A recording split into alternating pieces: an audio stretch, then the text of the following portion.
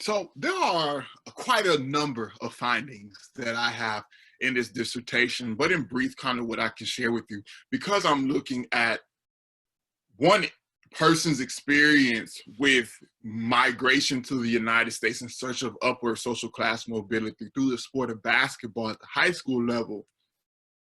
and relating that to trafficking or the exploitation of young people. One of the large findings that I have is that yes, human trafficking does happen at the high school level in the United States through sport, and it's multi-pronged. There's not just one thing that contributes to trafficking.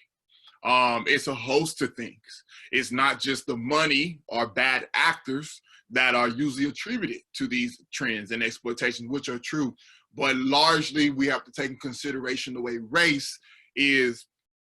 plays its factors into the immigration process, and it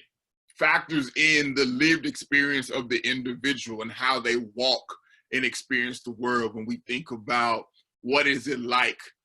for being a person of color, particularly a Black person from a very marginalized sector of Panama, Costa Rica, and going to the U.S. Embassy seeking entry into the United States. That is a large racialized process that impacts if that child or any person will be able to go to the United States. And it definitely impacts their decisions while in the United States, being whatever that is supposed to happen happens. So that is a large finding, that trafficking is not just the exploitative acts of an individual or one bad person, but there's some large structural things going on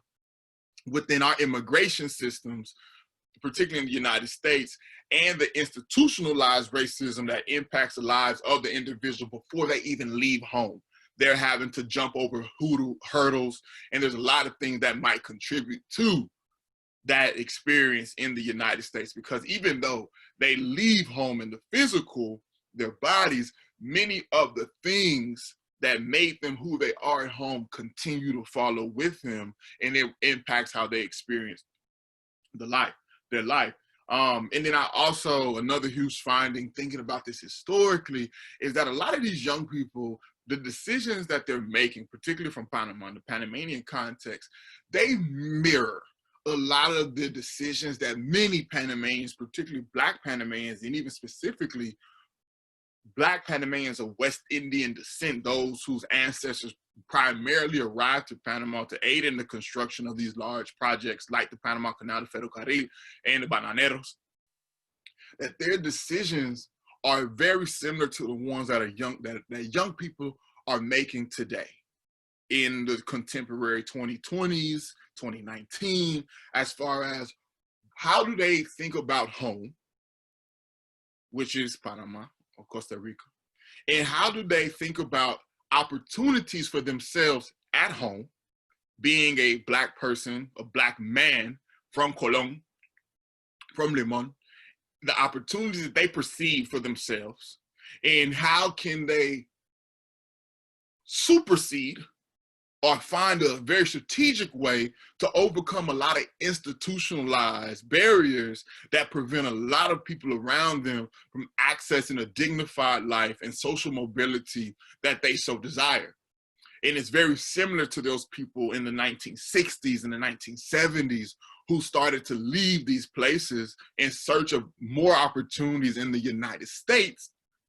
particularly in thinking like New York was a place that they really thought of because there was a line of migration already moving in that way. So what I'm finding is that these decisions are still very similar. It's just now we're thinking about basketball at a high school level instead of maybe collegiate migration or just general migration of these people to the United States because of the perceived lack of opportunities at home and the perception of what the United States, El Norte, can present to them as Black people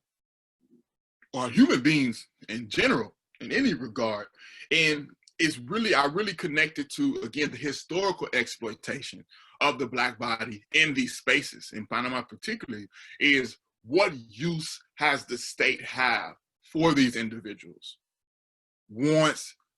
what they have subscribed for them to do, i.e. coming to the country trafficked to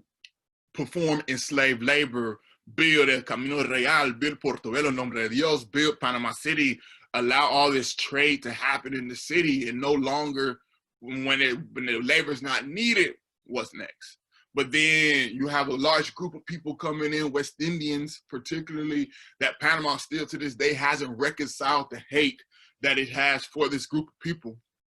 and what they brought to the country, not just their labor, but the blackness, black element that they brought to the country, that many people feel tainted.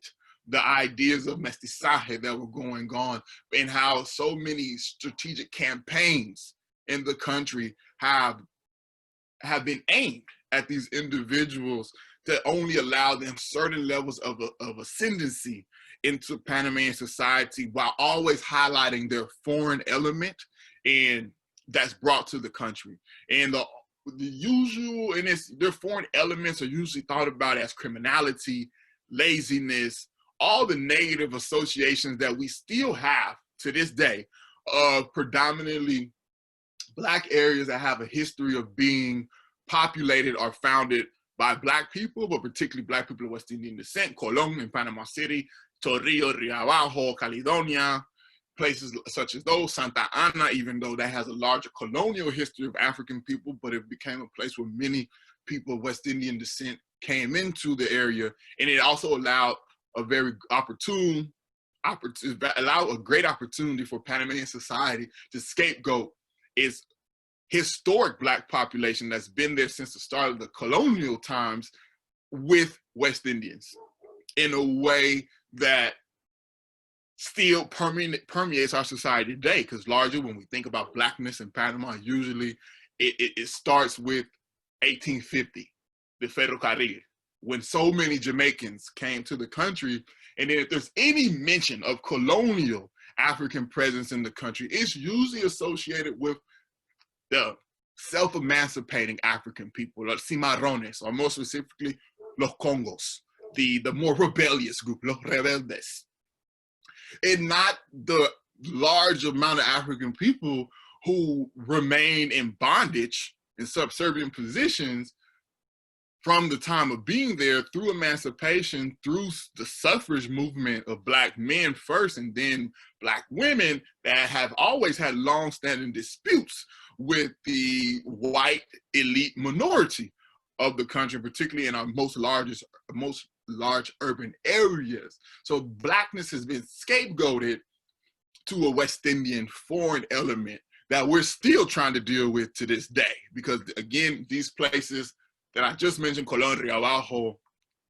Caledonia, are still places that people associate with Blackness and criminality. But the one element that I argue that the country has found a way to embrace surrounding these people, Black people, is this idea of Black athletic superiority or a Black athletic gene, in ways that Panama has said that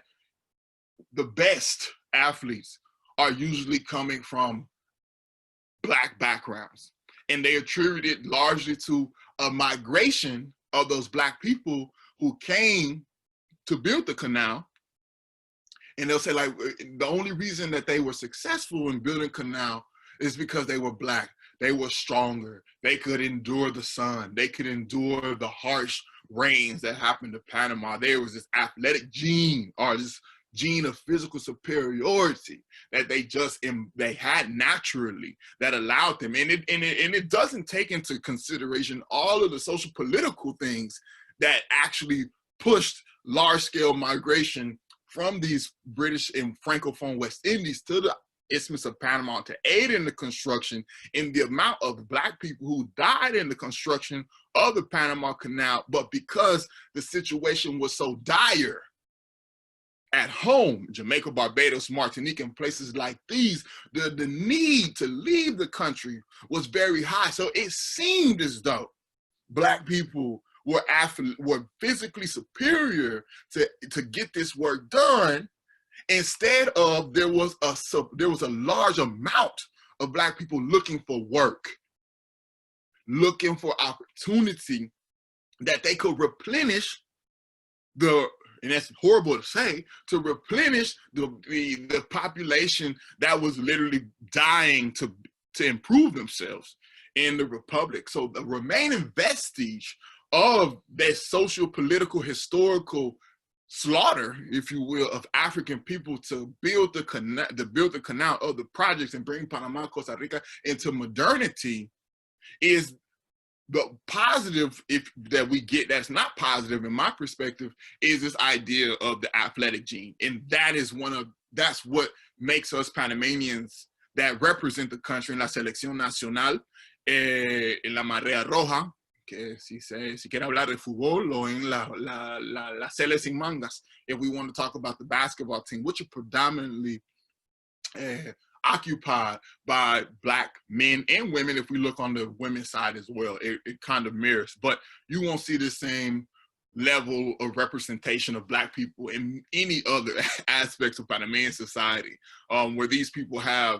they have the responsibility to dejar el nombre del país en alto in these grand stages around the world, and we can see it historically. So that's a large finding I think has to be dealt with, is the historic exploitation of the Black body, the ideas connected to the exploitation, and how these ideas still impact the lives of these descendants